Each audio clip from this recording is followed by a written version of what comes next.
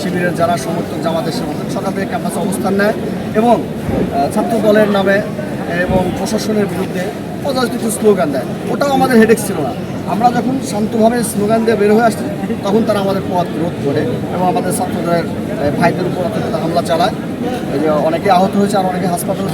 তখন ছাত্রদল আমরা এটার প্রতিরোধ করলে ওরা ক্যাম্পাস থেকে পালিয়ে গেছে।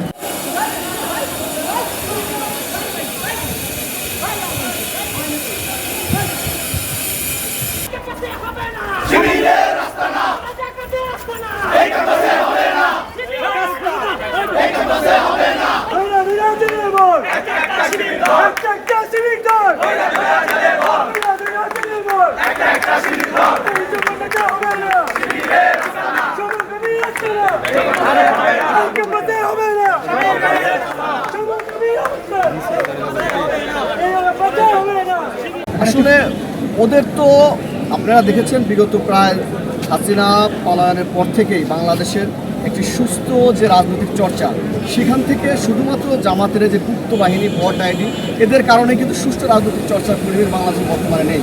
ওরা একটা মিথ্যা প্রপাগান্ডাকে এমনভাবে মার্কেটিং করে যেটা সত্য প্রতিষ্ঠা করার চেষ্টা করে। আমরা জেনেছি যে প্রশাসনের আজকে যিনি আসছিলেন প্রধানমন্ত্রী হিসেবে উনি যেহেতু এই সরকারের নিয়োগপ্রাপ্ত, ওনাকে হেনস্থা করায়, ওনাকে অপমান করে ওদের মূল টার্গেট ছিল। এবং ওরা এটাকে গতকাল রাত্রে আপনারা দেখেছেন রংপুরে একটা অনাকাঙ্ক্ষিত ঘটনা ঘটেছে। ওরা ভাবছে জগন্নাথ বিশ্ববিদ্যালয়েও সেম একটা ঘটনা মব সৃষ্টি করবে, সেই লক্ষ্যে ওরা ইউনিভার্সিটির বাইরে থেকে বহিরাগত সন্ত্রাসীদেরকে নিয়ে এসেছিল। পরবর্তীতে জগন্নাথ বিশ্ববিদ্যালয়ের সাধারণ শিক্ষার্থীরা এবং ছাত্রদল এর প্রতিরোধ করে এবং ওরা পালিয়ে যেতে বাধ্য হয়, ক্যাম্পাস থেকে বেরিয়ে